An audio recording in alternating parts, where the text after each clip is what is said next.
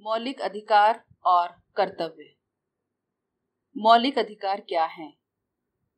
मौलिक अधिकार वे अधिकार होते हैं जो व्यक्ति के जीवन के लिए मौलिक और आवश्यक होने के कारण नागरिकों को प्रदान किए गए हैं।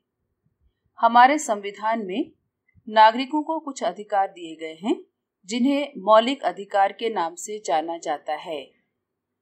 भारतीय संविधान के अनुसार 6 मौलिक अधिकार हैं। सबसे पहला है समानता का अधिकार। इस अधिकार का अर्थ है देश के कानून के सामने सभी नागरिक समान हैं, अर्थात किसी भी व्यक्ति को जाति, धर्म, संप्रदाय के आधार पर भेदभाव नहीं किया जाएगा। दूसरा अधिकार है स्वतंत्रता का अधिकार। इस अधिकार के अंतर्गत लोगों को अपने विचारों की अभिव्यक्ति का पूरा अधिकार है। तीसरा, शोषण के विरुद्ध अधिकार। इस अधिकार के अंतर्गत कोई भी किसी को उसकी इच्छा के विरुद्ध या 14 वर्ष के कम उम्र के बच्चे से किसी प्रकार की मजदूरी का कार्य करने के लिए मजबूर नहीं कर सकता। धार्मिक स्वतंत्रता का अधिकार।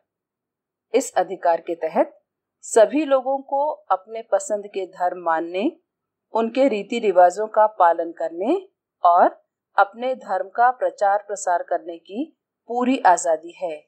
अगला अधिकार है शिक्षा और संस्कृति का अधिकार। बच्चों, इस अधिकार के तहत सभी को अपने संस्कृति, भाषा और लिपि को संरक्षित करने का अधिकार प्राप्त है। और अंतिम अधिकार है संवैधानिक उपचारों का अधिकार। इस अधिकार के अंतर्गत प्रत्येक नागरिक के मौलिक अधिकार के हनन होने पर न्यायालय जाने का भी अधिकार है। बच्चों, अधिकारों के साथ साथ हमें कुछ कर्तव्य भी करने पड़ते हैं।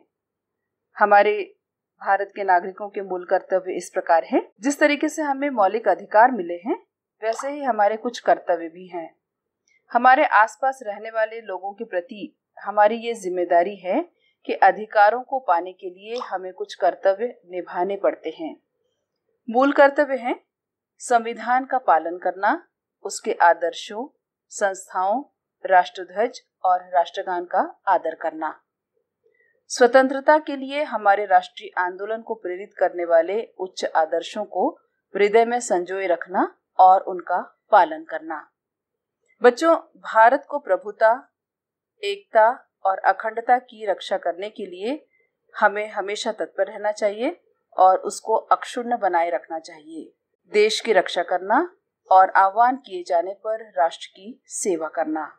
साथ ही वैज्ञानिक दृष्टिकोण, मानववाद और ज्ञानार्जन तथा सुधार की भावना का विकास करना। सार्वजनिक संपत्ति को सुरक्षित रखना और हिंसा से दूर रहना। व्यक्तिगत और सामूहिक गतिविधियों के सभी क्षेत्रों में उत्कर्ष की ओर सतत बढ़ने का प्रयास करना, जिससे राष्ट्र निरंतर बढ़ते हुए प्रयत्न और उपलब्धि की ऊंचाइयों को प्राप्त कर सके। इसके अलावा 6 से 14 वर्ष के बच्चों को शिक्षा प्राप्त करने के अवसर अभिभावकों द्वारा प्रदान किए जाने चाहिए।